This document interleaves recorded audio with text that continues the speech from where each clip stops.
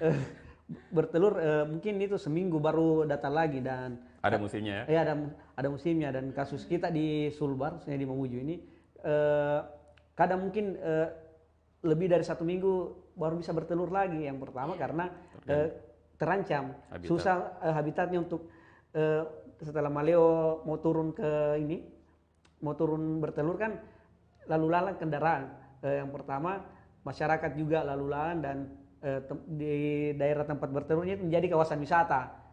Otomatis hampir setiap hari ada kunjungan kan, belum lagi ketika weekend orang biasa nginap di sana. Nah itu salah satu faktor juga yang mempengaruhi mungkin saat Iya, jadi mau ke sana banyak orang. Karena kebelet ya sembarang nih dan itu kan di bangsa predator, kayak biawak, ular itu apa semua kan. Tapi tunggu dulu Kak, ini sebenarnya maleo yang teman-teman lihat di lapangan, ini kita dari tadi belum tahu sebenarnya dia hidup di mana begitu kayak dan bertelurnya di mana? Iya, jadi maleo itu kan dia habitatnya itu hutan tropik. Oh, hutan tropik. Nah, ini hampir semua di Mamuju itu ada. Tapi untuk bertelur itu mereka butuh pasir atau tanah gembur yang hangat. Oh, begitu. Nah, ada dua. Ya. Pasir pantai atau yang dekat sumber mata air panas, yang geotermal. Ya kalau orang Mandar kan bilang ada makula ya. Nah, kalau misalnya ada tanah gembur di sekitar sumber mata air panas di situ, bisa jadi itu maleo di situ tanam telurnya. Jadi kalau salah satunya ini rusak, itu tidak bisa berkembang, putus mata rantai kehidupannya. Ya misalnya bagus saja hutan tropis ya, tapi tidak ada tempat bertelur ya sama saja. Atau cuma pasirnya ada, tidak ada hutannya, itu bisa. Jadi ini harus ada dua dan berdekatan. Nah ini yang berdekatan ditampuan dulu, tapi diantarai oleh jalan raya. Oh gitu. Koridornya untuk turun ke nesting ground ada jalan raya. Nah belakangan jalan raya ke sana kan makin bagus. Iya. Beda dulu beberapa tahun terakhir orang Tapan dulu, orang Lebani kan kalau mau ke Mamuju kota jarang lewat sini, mending lewat yang tembus di Saleto itu informasinya karena jalannya rusak. Mungkin saat itu maleo gampang saja turun ke pantai dan tempat wisata kan belum seramai sekarang. Iya, belum. Apalagi Tapan dulu dipoles juga sekarang. Iya sudah. Tidak ada pemetaan untuk masyarakat kan tidak tahu kan. Mungkin lihat ada potensi ini untuk kunjungan. Masyarakat yang satu bangun tempat gazebo jualan apa. Kebun yang satu juga yang punya kebun dekat situ. Ini berpotensi dia bikin juga ternyata di tempatnya kan nesting ground maleo. Justru tempatnya maleo bertelur. Iya. Tapi karena ketidaktahuan kan. Dan ada fotonya itu dokumentasinya maleo nyebrang dan sempat diamati itu berjam-jam mau nyebrang ada lagi lewat tidak bisa lagi. Jadi seperti itu yang terjadi di lapangan itu. Berarti benar-benar kita dan teman-teman ini sangat dibutuhkan ini untuk edukasi dan penting itu support nih dari pemerintah. Iya, karena keunikan kasus di maleo di Sulbar itu habitatnya itu ya bisa dikatakan di ibu kota provinsi yang masih berkembang. Oh iya betul. Beda di tempat lain dia di hutan memang kan sudah di Taman Nasional jadi secara regulasi hukum sudah kuat. Jelas juga. Nah kita di sini itu kan masih berkembang turisme perumahan perkantoran. Jadi ada kasus yang kita dapat itu Satpam di BP PAUD itu mendokumentasikan maleo yang mencari tempat bertelur. Nah bertelurnya itu di material untuk membangun di pasir-pasir. Wah. Nah ketika mencangkul itu dapat telur maleo. Iya. Untuk ambil pasirnya dan sekarang kan sudah batako di situ sudah tidak ada. Jadi itulah yang terjadi. Nah ini yang kita mau dorong supaya pemerintah tahu ada persoalan seperti ini. Bisa jadi secara regulasi itu tidak masuk hutan lindungnya, secara tata ruang tidak masuk, tapi itu karena ketidaktahuan. Kan tidak ada data tentang habitat maleo di sini. Nah kalau sudah ada data seperti itu ya bisa jadi ada update ke depan tata ruang apa semua, yaitu paling tidak dimasukkan ini kawasan maleo. Itu yang jangka panjangnya. Kalau kita kan ini kita sebagai orang Mamuju Tengah, hafal lokasinya. Tapi memang memungkinkan di sana kayak di Tapan dulu itu memungkinkan ada space khusus yang tidak boleh diganggu untuk maleo. Atau di Kambunong apa? Di Mamuju Tengah. Mamuju Tengah. Iya. Kalau Mamuju Tengah sangat kalau mungkin masih mungkin, tapi kalau dilihat dari segi ini kan di sana ada sekarang kebun sawit. Iya. Dan habitat maleo yang ada di sana kan dulunya tempat bertelur itu di Kambunong dan saat telusuri kan sebelum sana saya meriset juga kebetulan dapat tesis tentang maleo itu 2008 kebetulan yang antar juga teman Karmin Hari namanya yang sekarang di Jakarta. Dia kenalkan saya sama temannya yang bikin tes itu. Saya minta data lokasi tempat maleo bertelur dari Mamuju sampai Pasangkayu. Nah, kebetulan saya di Mateng, saya cari yang ada di Mateng. Kebetulan hanya mungkin setengah jam lah dari rumah. Saya ke sana cek, sudah tidak ada, informasi tidak ada. Ternyata pindah, dapat informasi keluarga. Nah, kenapa pindah? Tempatnya sudah dibangun, sudah ada empang tambak di sana. Itu di samping jalan Trans Sulawesi. Akhirnya mereka pindah ke gunung, mungkin dulunya habitatnya maleo, tempatnya cari makan dan sebagainya. Tapi belakangan kan kebun sawit masuk, otomatis pohon-pohon apa ditebang untuk lahan sawit. Nah, sumber makanannya, biji-bijian apa pohon-pohon yang menghasilkan buah kan sudah tidak ada. Itu gunung-gunung juga di sana sudah saya lihat terjadi tambang galence, gunung-gunung dikeruk, dan terbukti karena tempat saya pengamatan maleo itu di atas gunung yang sudah dikeruk.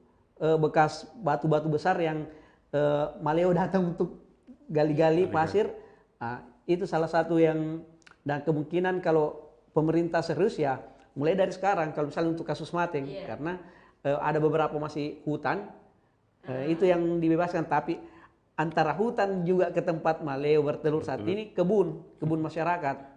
Jadi sangat miris, dan kalau kita lihat potensi ya lebih berpotensi untuk di kasus maleo yang ada di Mamuju yang bisa diselamatkan.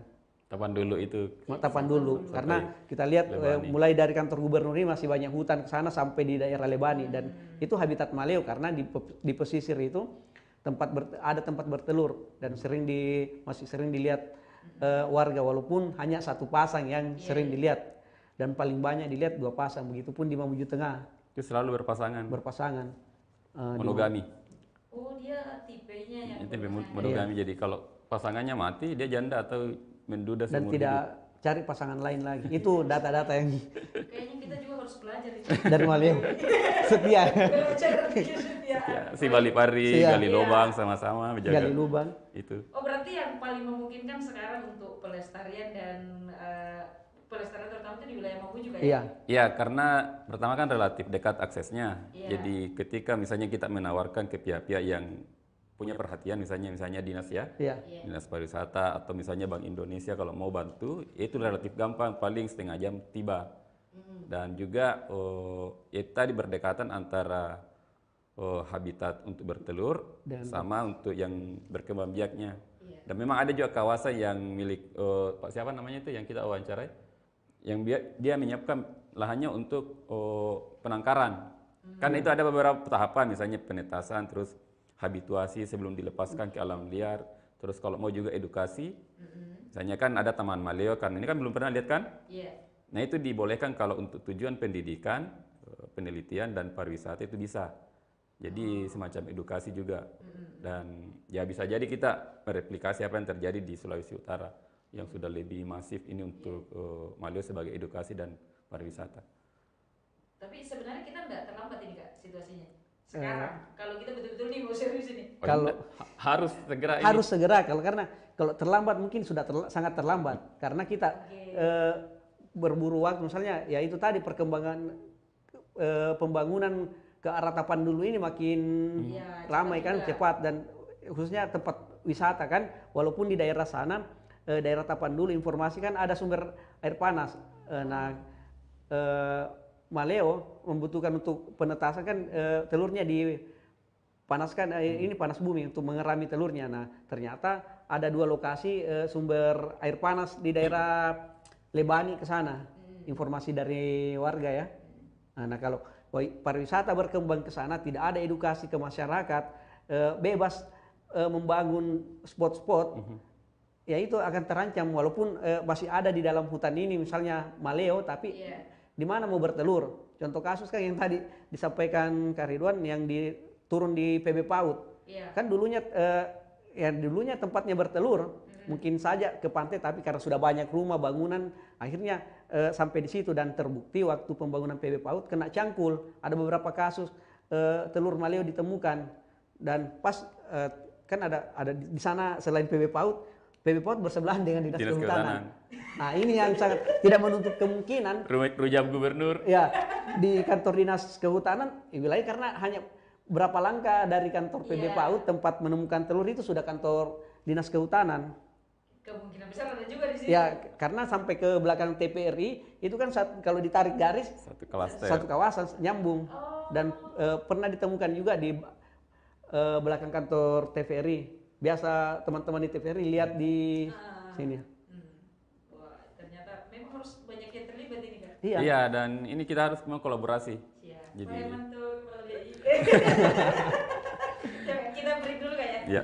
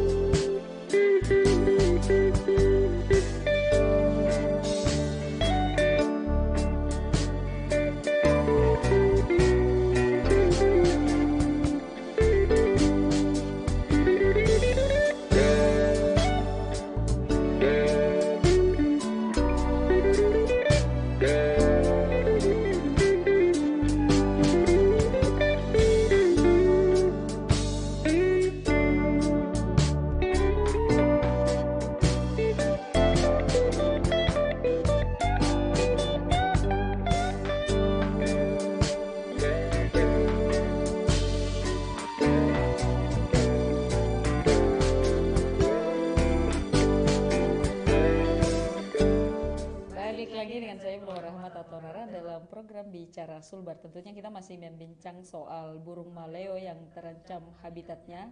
Salah satu penyebab dan kayaknya penyebab utamanya adalah kurangnya pengetahuan akan burung ini. Begitu kayaknya dari hasil obrolan kita ada. Sebelum ini lanjut Kak, saya mau baca beberapa pertanyaan di kanal YouTube ini. Ada dari Made Abdi Anugrawe. Habitat maleo cuma di Sulawesi saja ya? Kak? Iya, kalau jenis ini Macrocephalus maleo itu di Pulau Sulawesi. Termasuk yang ada pulau di Sulawesi Utara itu. Ada jenis lain yang maleo yang di Maluku, tapi berbeda spesies. Tapi kalau yang kita bicarakan ini cuma ada di Pulau Sulawesi. Dan harusnya bisa dimanfaatkan dalam berbagai hal, misal untuk wisata, edukasi terutama. Bisa, aircraft juga bisa. Iya, aircraft juga bisa ya. Tapi yang paling penting adalah ini kan pasti ada tujuan Tuhan mencipta ini maleo. Betul. Jadi itu harus kita riset karena jangan sampai ketika maleo ini punah ada ketidakseimbangan terjadi di lingkungan, itu kan itu yang kita tidak harapkan. Ini ada lagi pertanyaan Kak. Sudah adakah penangkaran khusus burung maleo di Sulbar? Kalau penangkaran khusus belum ada karena dari Mamuju Tengah sampai ke belum ada. Kita memulai teman-teman komunitas ini yang ada di Tapandulu baru sebatas menyelamatkan telurnya di tempat. Kita ya dalam artian memindahkan, karena kalau kita tidak pindahkan warga di sana ambil untuk konsumsi digoreng kan. Dan itu terjadi, kita lihat bahwa saya pernah melihat langsung diambil. Jadi teman-teman pemuda di sana, ada beberapa pemuda terdorong untuk mengamankan ini, menyelamatkan Maleo. Jadi ya dipindahkan sebatas itu untuk sampai saat ini, baru sampai ke situ karena itu lagi teman-teman komunitas kan terbatas. Jadi kita selamatkan dulu paling tidak, setelah menetas kita lepas liarkan. Berarti betul-betul masih swadaya teman-teman. Iya, karena kalau skala penangkaran itu kan harus masif. Iya, betul. Tempatnya luas kan, karena ya Maleo itu sebenarnya dia hewan liar, itu nalurinya liar. Tidak bisa dipelihara kayak ayam. Dipelihara sejak kecil jinak, dibiarkan enggak, itu dia akan langsung lari ke hutan. Nah itu kalau mau penangkar itu harus luas, dan itu tadi berpasangan, ada hutan tropisnya, ada tempatnya bertelur. Jadi sekarang yang penting dilakukan adalah ini menyelamatkan yang bisa, untuk khususnya tempat bertelurnya. Itu paling penting, dan kalau misalnya ada bantuan itu bisa untuk penangkaran, untuk lebih ke edukasi, pendidikan itu. Dan yang paling potensial saat ini di Tapanuli. Iya, dan ini juga menarik, ini kan tempat wisata ya. Iya, betul. Nah, supaya masyarakat bisa dapat penghasilan dari Maleo, buat aircraft, baju kos. Tertuliskan Save Maleo, ada gantungan kunci yang Maleo bisa seperti itu, yang tidak mengorbankan langsung Maleonya. Jadi semacam edukasi juga itu bisa dilakukan. Ini hanya persoalan siapa yang pandai melihat peluang juga. Iya, itu. Jadi saya sampaikan tadi ya, tergantung kita perannya mau ambil di mana. Ini ada lagi pertanyaan Kak dari Nurul, berapa kali burung Maleo bertelur tiap bulan atau ada periode tertentunya Kak? Kalau bertelur yang sesuai data yang kita dapatkan dari Sulawesi Utara, teman-teman ICS, dan seperti pengamatan kita juga yang selama saya lihat, misalnya bertelur hari ini itu membutuhkan waktu 5 sampai 7 hari untuk kembali bertelur. Maleo yang bertelur hari ini ya, siklusnya. Nah itu. Dan kalau tidak salah itu prosesnya itu di bulan Mei sampai di Oktober. Musim kemarau. Jadi potensi tanah tidak basah atau hangat itu di musim itu. Di musim itu bertelur. Kalau ada nih soal data yang kayak kapan dia menetas, berapa lama begitu Kak? Setelah bertelur.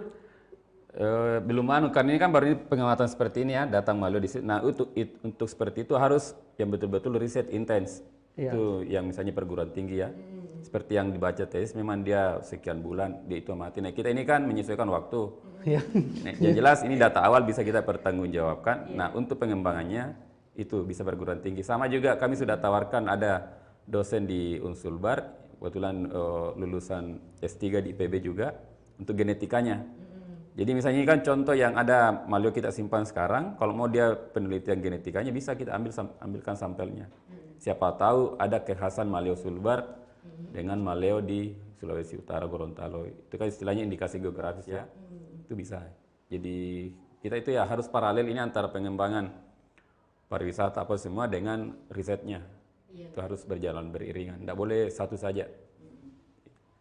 Ini Pak Farid Wajidi setuju bikin kaos Maleo, iya dong Pak. Jadi nanti yang pertama pakai kaosnya Pak Farid. Iya dong. Dengan staff-staffnya kan? Iya. Artinya itu ada festival Maleo ya, mudah-mudahan nanti. Bikinlah festival Maleo di Tapanuli. Kita berwisata, kita dapat edukasinya, kita lihat burungnya juga, tapi tidak diganggu. Iya. Ini ada lagi pertanyaan ini Kak. Dengan kondisi pasti kendaraan yang lalu lalang yang menjadi penyebabnya juga ini. Intinya dia meminta ini ke depan teman-teman kayak bagaimana ini harusnya, mungkin sampai di kesimpulan akhir kita pertemuan ini Kak. Ya pertama kan ada tujuan jangka pendek ya, seperti tadi sosialisasi ke masyarakat dari semua aspek. Terus ya jangka panjangnya itu perubahan kebijakan, dan kalau ada hasil riset ya bisa dibuatkan spot yang mana bagus, terus koridor untuk Maleo bisa antara dari hutan tropis ke anunya itu dibuatkan, tapi harus berbasis riset. Jadi itu ada kita untuk jangka panjang itu, dan jangka pendeknya menengah ya ada juga kita. Nah cuma ya itu supaya ini masif apa-apa ya semua harus berkolaborasi, ini pentahelix, pendidik, akademisi, media juga, pemerintah, wira swasta atau perusahaan, komunitas, supaya ini berjalan betul-betul apa ya sesuai keinginan kita itu bersama. Karena kalau swadaya terbatas kita kayaknya. Ya, kalau yang kita lakukan sekarang nanti ada waktu untuk datang. Nah di lokasi pun yang saya lakukan kadang dari pagi nunggu sampai sore. Iya. Dan itu tidak dibayar siapa-siapa kan? Tidak dibayar. Nah, ini Tribuners yang harus kalian tahu. Teman-teman ini ya melakukan ini karena memang kepedulian. Jadi sama itu yang di Tapan dulu ya. Ya kan selama ini simpan telur di lemari. Iya. Ya kan kita jangan cuma bilang buatkan apa kan seperti ini seperti ini. Ya kita harus konkret juga. Jadi adalah sedikit kita untuk bantu teman-teman untuk buat itu. Uang pribadi ini kalau. Nah ke depan mereka nanti yang kami kan cuma menyampaikan informasi jadi pengelolaan apa semua teman-teman di situ semua sendiri. Kami kan jauh semua ini. Jadi secara kan tapi sejauh ini kan kita sudah ke lapangan bertemu warga, bertemu banyak orang yang biasa bahkan lihat bahkan konsumsi telurnya itu setelah mereka tahu bahwa ternyata burung ini dilindungi, sudah langka dilindungi, itu gimana responnya Kak Yusuf? Kalau responnya alhamdulillah respon baik. Terbukti beberapa anak-anak sudah terlibat saat ikut, walaupun awal-awal saya ke sana dikiranya saya ini datang mau beli telur, mengumpul telur, dan itu terjadi. Jadi saya sampaikan, nah cara saya untuk menyelamatkan teman-teman di sana menyelamatkan, ya kan sebenarnya kita tidak boleh membeli kan, iya, tapi bagaimana cara kita untuk mengamankan? Nah mereka kan sebenarnya karena dulu-dulu sudah proses jual beli ini sudah terjadi, nah, jadi saya ya mau tidak mau terpaksa membeli. Awalnya yang ada 4 itu setelah pulang ternyata kan hal itu sebenarnya salah ya, tidak boleh. Jadi tapi langkah awal supaya kita dapat telur ya itu dilakukan. Ya, akhirnya kita rubah pola, teman-teman yang ada di sana ada beberapa orang ikut memantau pengamatan ketika ada maleo yang datang bertelur, cepat diamankan telurnya untuk disimpan sebelum warga ambil. Kalau warga kan mau tidak mau mereka jual, apalagi kayak anak-anak muda yang beli rokok dan sebagainya apa kan. Jadi mending supaya kita tidak beli, kan prosesnya salah kalau kita beli. Jadi ya datang ke lokasi pengamatan. Nah kalau pengamatan kan teman-teman pemuda di sana juga butuh kan, butuh biaya misalnya seharian di situ nunggu untuk makan, beli apanya dan sebagainya. Ya itu sebenarnya yang kita pikirkan, makanya perlunya kolaborasi banyak pihak untuk ini. Iya, yang biar support sistemnya untuk menjaga ini. Iya, yang jaga. Jadi memang untuk beberapa hal secara regulasi tidak boleh. Cuma karena kita baru memulai, dan kita terbuka juga kan. Dan ya itu tadi teman-teman kan pasti butuh untuk jaga apa semua. Jadi itu kita lakukan di awal-awal, tapi beriringan dengan edukasi. Jadi ya sama dengan tempat-tempatnya ketika dia melakukan kejahatan belakangan jadi duta. Ya. Ini kan sebenarnya kayak apa yang dilakukan masyarakat itu bukan kejahatan karena mereka tidak tahu saja. Itu saja yang terjadi. Kak, dan setelah tahu Kak Yusuf, mereka sudah tahu semua tentang hal burung maleo. Ini mereka sudah ada komitmen ikut melestarikan juga atau mereka jadi berubah mindsetnya nih? Kalau itu kan sudah ada anak-anak yang awalnya pergi cari, anak rata-rata anak SD, SMP kan ikut sama beberapa pemuda yang mengamati. Iya, paling tidak dia kasih informasi. Tadi saya kan itu informasi yang sangat penting, kapan, di mana lokasinya. Jadi data awal teman-teman komunitas yang ada di sana untuk di sini berpotensi untuk kita pengamatan menyelamatkan telurnya. Nah, anak-anak ini kan yang ke lapangan bisa jadi akan jadi volunteer juga ketika kita sama-sama edukasi, dan terbukti ketika teman di sana membangun tempat penyimpanan telur, anak-anak yang biasanya ambil telur ikut bantu-bantu angkat batu untuk susung untuk pondasi awalnya itu ikutnya. Paling tidak itu edukasi-edukasi yang kita lakukan dulu. Jadi nantinya kan kita tidak beli lagi telur, mereka sendiri silakan kalau dapat telur bawa ke tempat ini. Nah itu, dan mulai termasuk ibu-ibu yang lihat ketika bilang, kemarin saya lihat di sini, dulu di sini, terakhir saya lihat sini. Informasi seperti itu yang kita butuhkan, dan itu sudah terjadi di sana. Akhirnya bilang, di daerah sana juga ada. Nah, kita tindak lanjuti dengan cek ke lokasi. Kak, ini Kak Ridwan khusus nih yang sering menggunakan kata maleo. Harapan tim penyelamat maleo ini apa nih Kak? Khususnya untuk mereka nih. Ya itu kan ada istilahnya kode etik ya. Jadi karena sudah menggunakan tanda kutip hak ciptanya maleo, ya ada lanunya kompensasi royalti. Kalau kan royalti, tapi bukan dalam arti royalti harus bayar sekian persen ya. Royaltinya dialihkan ke situ untuk tujuannya pelestarian maleo. Dan itu banyak, misalnya ada perusahaan yang selama ini menggunakan nama maleo, membiayailah riset tentang maleo. Oke, Bisa seperti itu, atau penangkaran apa semua itu tergantung ketersediaan dananya atau apa, itu banyak bisa dilakukan. Jadi jangan hanya caplok nama. iya, caplok namanya. Cuma kita maleo ya, kita bisa menggugat kan. Ini kenapa pakai nama aku, baru saya diinjak-injak kan, seperti itu yang kira-kira itu yang terjadi. Anda di Maleo bisa ngomong ya, ngomong gitu kan. Ya, mungkin seandainya dia bisa bawa spanduk juga ya turun kan. Jangan pakai nama gini. Wah, sekarang kan kita itu tadi jadikan maskot. Iya, jadi maskot jadi apa? Tapi ternyata untuk pelestariannya belum tersentuh. Belum. Mungkin terakhir ini Kak. Ya. Siapa sebenarnya nih yang mau teman-teman ajak ini? Kalau mau ajak yang mau kita yang mau dulu, karena kalau Oke. dan kalau utamanya ya pengambil kebijakan. Karena itu tadi, karena teman-teman komunitas kan terbatas. Pun ada misalnya teman-teman berhasil selamatkan telur, kita mau lepaskan kemana ini barang? Mau kita kasih kemana kan ini maleo? Iya. Ya itu dulu pengambil kebijakan, karena lokasi-lokasi di sana kan masyarakat yang ada yang tempat bertelur maleo kebunnya masyarakat. Ya, nah mungkin teman-teman komunitas terbatas untuk berbicara dengan yang punya lahan, yang sampai yang punya lahan mau bangun spot-spot wisata, dan itu terjadi. Kemarin yang tempat pengamatan itu sebenarnya memudahkan maleo saat nyebrang, transit dulu misalnya kan di semak-semak sebelum memantau ketika sudah sepi di pantai dia nyebrang. Setelah nyebrang dari jalan ya, sebelum sampai ke pantai. Nah itu kan sudah dibabat. Dan bulan kemarin itu sudah ada pondasi lagi di situ ya. Siapa bisa larang karena lahannya kan. Nah ini pentingnya edukasi dan perannya pemerintah untuk dalam hal kebijakan. Jadi tinggal disesuaikan kapasitas diri. Misalnya fotografer ya, pendokumentasi, saya suka riset. Ada Aat Mandar, dia pelukis, dia buat lukisan tentang maleo. Dan jadi ada banyak peran bisa kita, tergantung kemampuan yang kita miliki. Termasuk dari pihak-pihak swasta, Bank Indonesia, Bank gitu bisa. Jadi sesuailah kapasitas diri. Jadi kita tidak memaksakan harus semua seperti kami, enggak. Iya. Tapi kalau mau support itu akan sangat bagus. Dan itu tentunya sangat diharapkan biar burung ini juga lestari, terutama yang menggunakan nama maleo ini juga ikut andil, dan paling penting perannya harus besar. Iya, lumayan kan kalau kita search di Google kata maleo Silbar, langsung itu yang muncul. Hotel. Nama tempat. Iya, nama tempat. Perusahaan. Iya.